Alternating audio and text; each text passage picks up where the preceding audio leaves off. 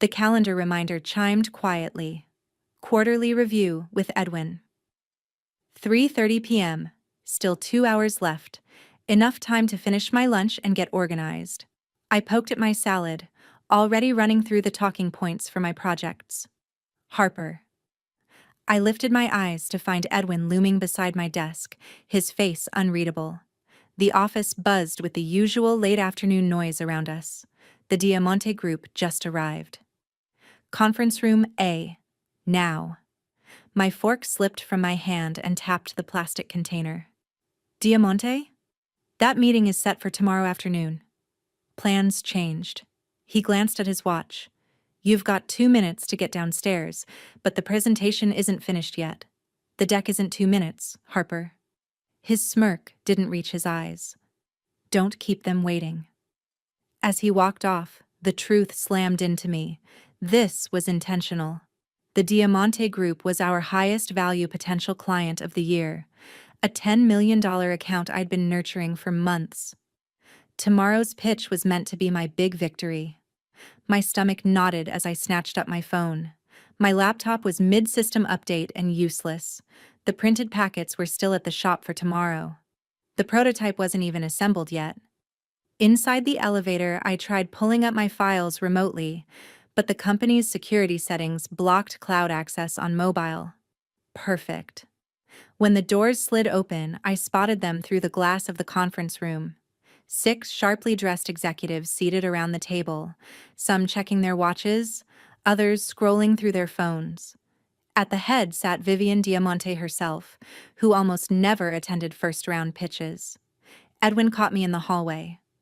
Ah, here she is, our team lead. Where's the presentation? He hissed. On my desktop. Exactly where it's supposed to be for tomorrow's meeting. Well, that's inconvenient, he muttered, straightening his tie. Try not to humiliate us. As we stepped inside, Edwin shifted instantly. Everyone, this is Harper, who will be guiding you through our proposal today. Apologies for any scheduling mix-ups. Vivian Diamante lifted her gaze, her expression like ice. We were informed everything was prepared. Our people flew in specifically for this session. Just a slight misunderstanding, Edwin replied smoothly. Harper is completely ready. I watched him hover near the door. Close enough to steal praise if this miracle succeeded, distant enough to avoid blame when it inevitably fell apart. 6 expectant faces turned toward me. I had nothing. No slides, no documents, no prototype. Just a phone blocked from our servers and a mind scrambling for an escape from this setup. Thank you for being here today, I began, trying to steady my voice as my career unraveled in real time. Before I dive in, I need to clarify something. What would you say is the main challenge you're hoping our solution can solve? The room went still. Vivian traded a look with her CFO. We covered this thoroughly in our earlier conversations, he said. Sometimes rephrasing the issue brings out new clarity, I answered, stealing a few seconds to breathe. What if we'd been looking at this from the completely wrong perspective? I had absolutely nothing left to lose. Edwin had already sabotaged me. If you're drawn into this tale of workplace treachery and wondering how I'll navigate this impossible setup, make sure to like the video and subscribe for more stories that delve into the extremes of human behavior and resilience. Your support keeps these narratives alive. My name is Harper Wade, and until that blindsiding meeting, I'd been the rising star at Crescent Analytics. 5 years of 60-hour weeks had earned me leadership over our largest accounts. My coworkers called me the fixer, not because I followed the manual, but because I spotted solutions others overlooked. Edwin Palmer had been my manager for 11 months. He'd transferred from another branch after his previous department fell apart. Rumors whispered it was poor leadership, though the official statement claimed restructuring. From the moment he arrived, he viewed me like a threat. You work very independently, he'd remarked during our first one-on-one. Not a compliment. I'd built my name by challenging standard methods, something clients appreciated but old-school managers like Edwin resented. He valued predictability over creativity. 3 weeks before the Diamante setup, I'd pushed back on his approach during an executive briefing. Our team had lost 2 major accounts after he enforced his streamlined paint-by-numbers sales strategy that ignored unique client needs. We can't box every company into the same template. We need tailored solutions, I'd argued, showing data proving our satisfaction scores were slipping. Edwin had forced a smile. Thank you for the input, Harper. We'll discuss this offline. We never did. Instead, I was quietly shut out of strategy meetings. My emails went unanswered. Projects were reassigned without warning. Then came the Diamante lead, a possible $10 million contract with the nation's fastest-growing retail analytics firm. Our most significant prospect in years. I want you heading this one, Edwin had declared, shocking the entire team. Full creative freedom. I poured everything into the project, creating a highly customized solution that addressed their precise market obstacles. For 6 weeks, I refined, evaluated, and perfected every component. The pitch was scheduled for tomorrow, Friday, at 3:00 p.m. And now I was standing empty-handed before the key decision-makers while Edwin watched me sink. Miss Wade, Vivian pressed, we expected a live demonstration of your analytics platform? I made a snap judgment. Before I show our solution, I'd like to challenge a few assumptions. May I? A hint of curiosity passed across Vivian's expression. She nodded. You've met with 6 firms before us, correct? 7, she corrected, and each one pushed dashboards and visualization platforms for your global market data. Her CFO leaned in. How did you know that? I didn't. It was a calculated guess drawn from industry patterns.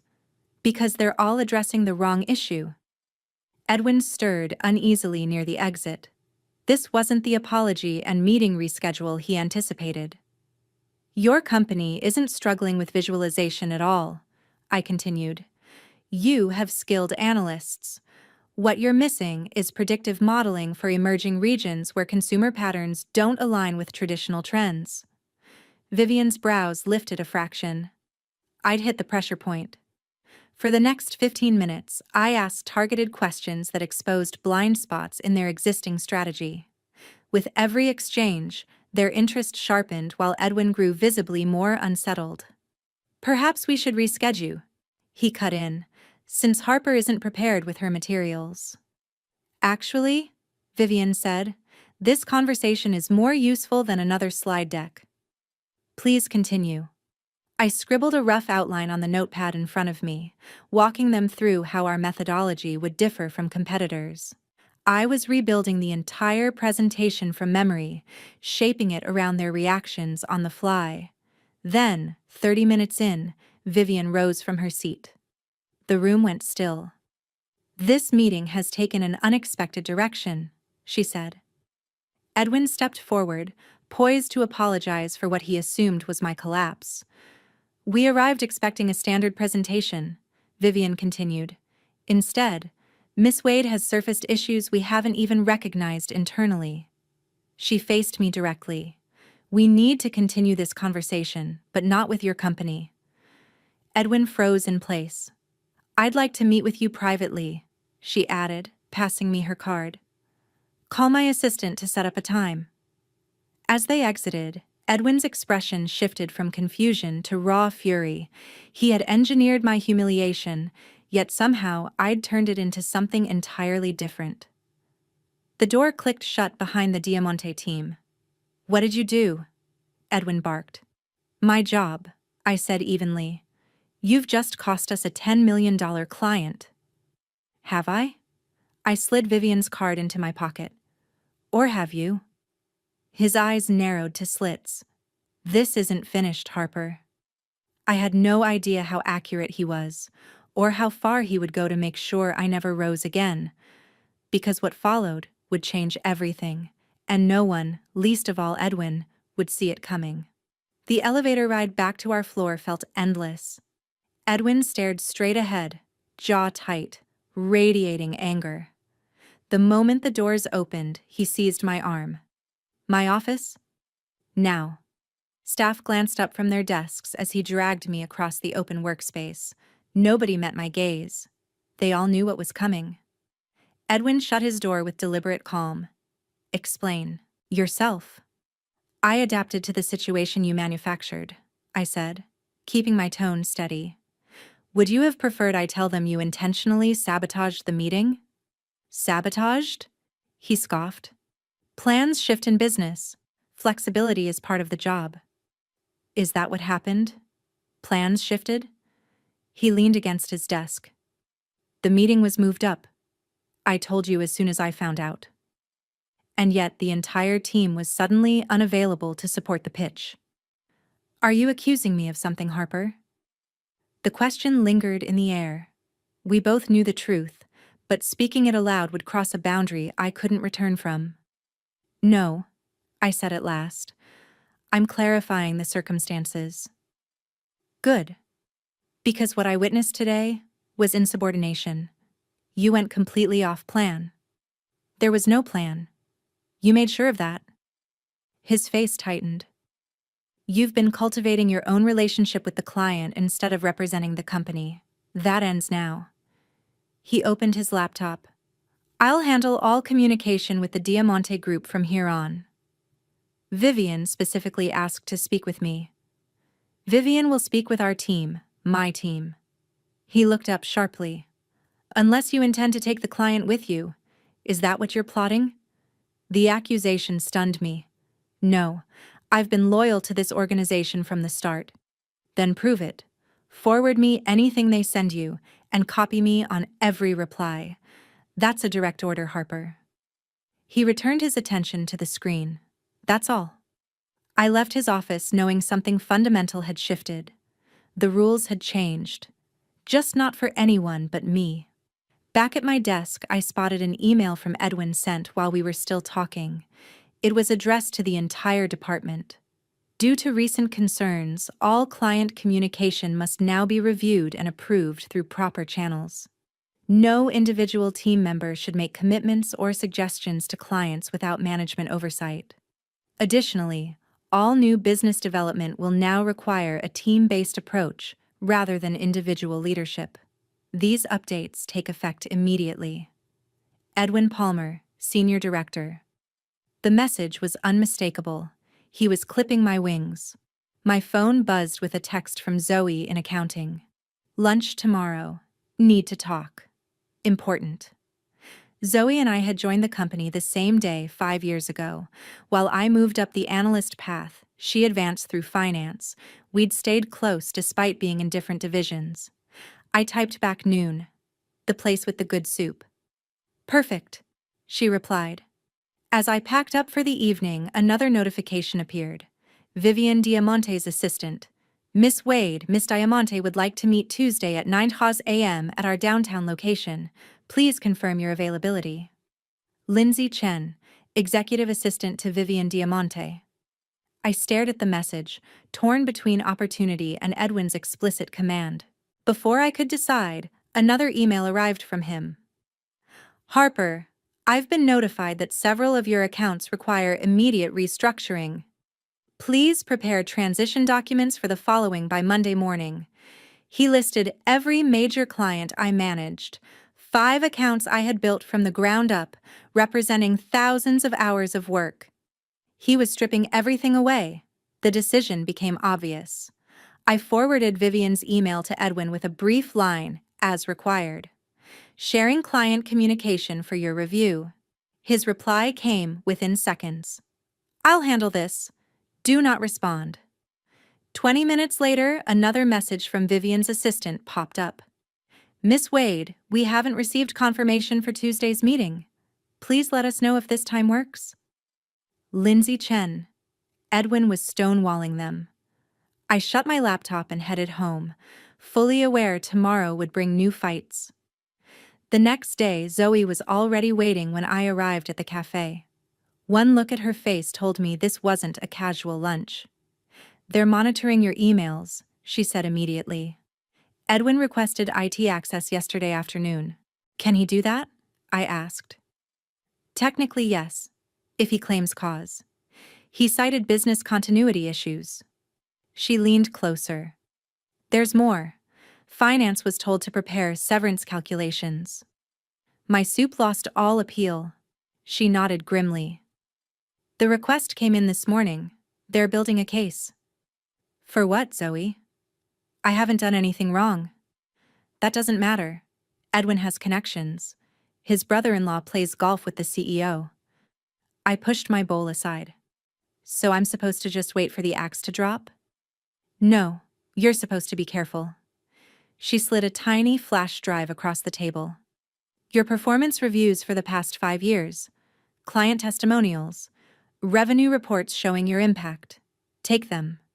Where did you get these? I have access to the finance system. These are all documents you're entitled to anyway. She checked the time. I need to get back. As she stood, I held her wrist. Why are you helping me? Her expression softened.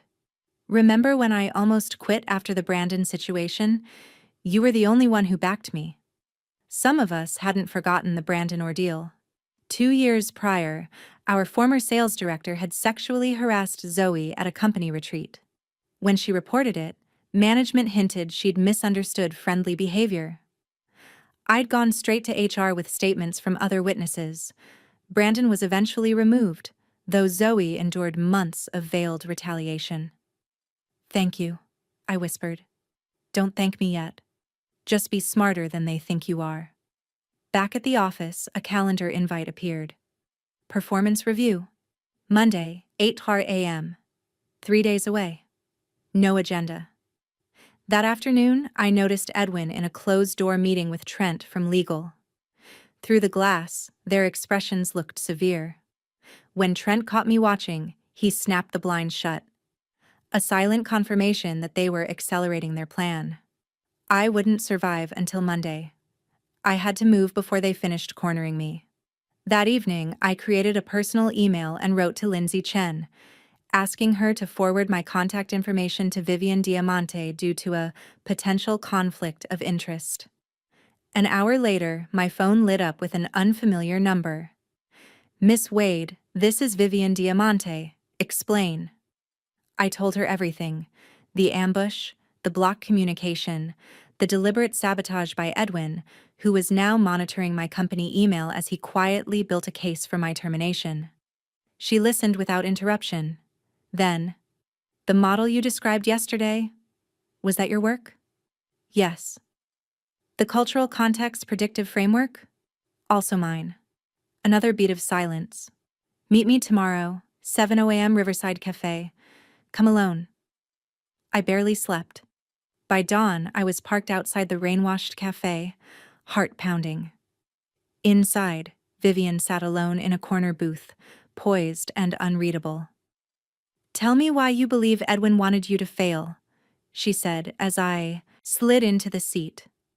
I explained how I had publicly challenged his failing standardized strategy, a move he took as a threat.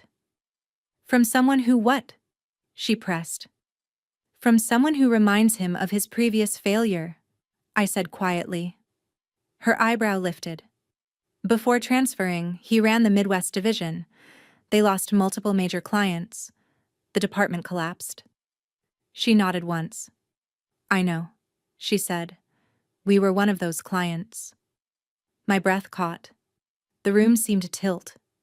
Everything suddenly made sense. And everything was about to change.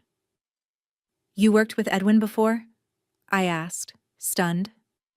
Vivian's expression tightened as she replied, Unfortunately, his rigid, formulaic approach cost us months of market positioning. We ended the contract early. She studied me closely. Did you know that? I shook my head. No, that was never shared with our team. She nodded slowly. So he saw the Diamante name on the prospective client list, recognized a threat from his past, and then assigned you to lead the presentation. I exhaled. It felt too good to be true. It was, she said, sliding a folder toward me. I didn't come here just to talk about Edwin. I have a proposition. Inside was a contract bearing the Diamante Group logo, not my company's. My pulse kicked. What is this? Your future, she said. Director of Strategic Solutions. A salary nearly double mine. You want to hire me based on a 15-minute conversation and a few scribbles on a legal pad? I asked. Based on what those 15 minutes revealed about how you think, she corrected. Slides are easy. Insight isn't. I shut the folder carefully. I can't walk away from my company. Why not? You said yourself, they're building a case against you. It's more complicated than that. She gave me a measured look. You're loyal, admirable, misplaced. She checked her watch. You have until Monday at 9 a.m. to decide. She handed me a card with her direct number written on the back. Whatever you choose, be careful. I spent Saturday and Sunday weighing every angle, but every path led to the same conclusion. Accepting her offer was the only logical move. By Monday morning, the decision settled in my chest. I dressed not for Edwin's performance review, but for what would follow. The office was nearly silent when I arrived at 7:30. I used the quiet to collect my personal belongings, touching nothing that belonged to the company. At 7:55, I stepped into Edwin's office. He sat with Trent from legal, already waiting. Close the door, Edwin said coolly. I remained standing. What's this about? Sit down, Harper, he replied. We need to discuss some concerning behavior. Edwin's tone was icy. I stayed on my feet as he opened a folder similar to Vivian's, but containing a far different message. We have evidence you've been communicating with clients outside approved channels, undermining company directives, and possibly preparing to appropriate client relationships for personal gain. That's absurd, isn't it? I asked, and he slid a paper across the desk. It was the single email I had sent to Lindsay, Vivian's assistant, using a personal account to bypass company systems. Somehow, they had discovered it. Additionally, Edwin continued, you failed to properly document client meetings and development strategies, creating a single point of failure that exposes the company to risk. The irony was sharp and cruel. He had deliberately blocked me from documenting my work, then weaponized that absence against me. Due to these violations, your employment is terminated effective immediately. He pushed forward another sheet. A severance agreement offering 2 weeks' pay in exchange for a clean break and a non-compete clause. I glanced at it without touching. 2 weeks after 5 years?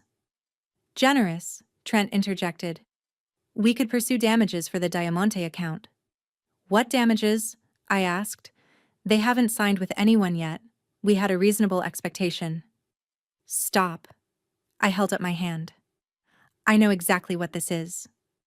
Edwin leaned back. Please enlighten us. Panic, I said.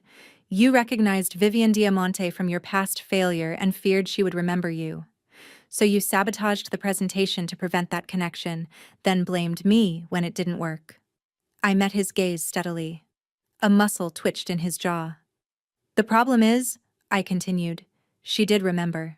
She told me your rigid approach cost them months of market positioning, which is why they terminated your Chicago contract early. Edwin's face drained of color. You've been discussing company business. I've been discussing my future, I interrupted, placing a letter on the desk. This is my resignation, effective immediately. He recovered fast. Resignation doesn't negate your non-compete. You won't work for competitors for 12 months. I smiled for the first time. Check Clause 17B in my original contract. The non-compete only applies if I'm terminated for cause or accept severance. Neither condition exists. Trent flipped through my personnel file, confirming my understanding. You can't just walk out, Edwin snapped. The transition is no longer my concern, I said. You've been removing me from projects for weeks. Consider that my transition period. I headed for the door. Goodbye, Edwin. You'll never work in this industry again. he called after me. I paused, letting the words hang. We'll see. Walking through the office, colleagues watched silently. Only Zoe met my eyes, giving the slightest nod. I'd texted her Sunday night. Thank you for everything. Moving on to better things. Outside, I called Vivian. I've made my decision, I said when she answered. I'm listening. I accept your offer, with one condition. I need 2 weeks before starting. May I ask why? She queried. There's something I need to finish first. A pause. Agreed. 2 weeks, then you're mine. Should I be concerned about what you're finishing? No, it's just tying up loose ends. Those 2 weeks became the calm before the storm. I moved methodically, gathering intelligence, reconnecting with former clients lost under Edwin, speaking to colleagues who had been pushed out, and analyzing patterns from his previous companies that I had missed before. Meanwhile, Edwin scrambled. Without access to my development notes or my client relationships at Diamante, he flailed to reconstruct my approach. Twice he tried to contact me about transitions. I didn't respond. On my last free day before starting at Diamante, Zoe texted, "He's presenting to the board tomorrow, claiming credit for revitalizing Diamante after rescuing it from mismanagement." I replied, "Perfect timing." The next morning, I walked into Diamante headquarters as their new Director of Strategic Solutions. Vivian introduced me to the executive team, then led me to a conference room where 6 people waited, including the board members from my previous company. "Miss Wade," the chairman said, "your timing is impeccable. We were just discussing the concerning pattern Miss Diamante brought to our attention." For 2 hours, I listened as Vivian methodically outlined what she'd uncovered about Edwin's management history, not just his failures at my former company, but a consistent pattern across 3 previous employers: client losses, team turnover, taking credit for others' work while blaming them for failures. That morning, Vivian concluded, "Your senior director is presenting to your board, claiming he salvaged the Diamante account. Meanwhile, we're signing a multi-year contract with the person he terminated." The chairman looked grim. "We appreciate this information. Rest assured, appropriate action will be taken." As the meeting ended, Vivian pulled me aside. "You orchestrated this, didn't you? The timing, the board meeting, all of it." I smiled. "I simply connected people who needed to talk to each other." Her eyes narrowed. "You're more strategic than I realized. I'm glad you're on my team now." That afternoon, Zoe texted, "Board meeting interrupted." Edwin called out, "Emergency executive session in progress." I didn't reply. There was nothing more to say. 3 days later, a press release announced Edwin's departure to pursue other opportunities, and an internal investigation into management practices was launched. Former employees were contacted for interviews. 2 weeks later, I received an email from the chairman asking if I'd consider returning to lead a newly restructured division. I politely declined. 6 months passed. I thrived at Diamante, developing the cultural context model that became our flagship product. My team expanded. My ideas flourished under Vivian's mentorship. Then came the industry conference in Atlanta, where everyone who mattered attends. I was scheduled to present our new platform, now generating substantial revenue. As I prepared in the speaker room, a familiar figure appeared in the doorway. Edwin. Cheaper suit, cheaper watch, confident posture gone. "Harper," he said, "congratulations on your success." I regarded him coolly. "What do you want, Edwin?" "I've been consulting independently since the change," he said, clearing his throat. "It's been challenging to rebuild. I wonder if we might clear the air. Perhaps discuss potential collaboration opportunities." And there it was. The real reason for this reunion. He hadn't changed. He had simply identified me as a ladder to climb again. "There's nothing to discuss," I said. "You tried to destroy my career because I challenged your ideas. You failed because your ideas deserved to be challenged. His expression hardened. You planned this from the beginning. You used Diamante to take me down. No, Edwin, I said. You took yourself down. I simply stepped aside and let people see the truth. The truth? He laughed bitterly. The truth is, you got lucky. If Vivian hadn't taken a shine to you, it wasn't luck, I interrupted. It was preparation meeting opportunity. Something you never understood. A staff member appeared. Miss Wade, you're on in 5 minutes. Edwin blocked my path. This isn't over. Actually, it is, I said, stepping around him. I have a presentation to give. One I've had more than 2 minutes to prepare for. Walking onto the stage to applause, I spotted Edwin slinking toward the exit. He wouldn't stay to watch me succeed. He couldn't bear it. My revenge wasn't the dramatic confrontation he expected. It wasn't born of anger or executed in a single moment of triumph. It was methodical, patient, devastatingly simple. I connected the dots he'd spent years trying to hide, giving his victims voices they had been denied. I didn't destroy Edwin Palmer. I merely removed the facades he'd built, letting everyone see what had always been there, and that was far more complete than he could ever comprehend.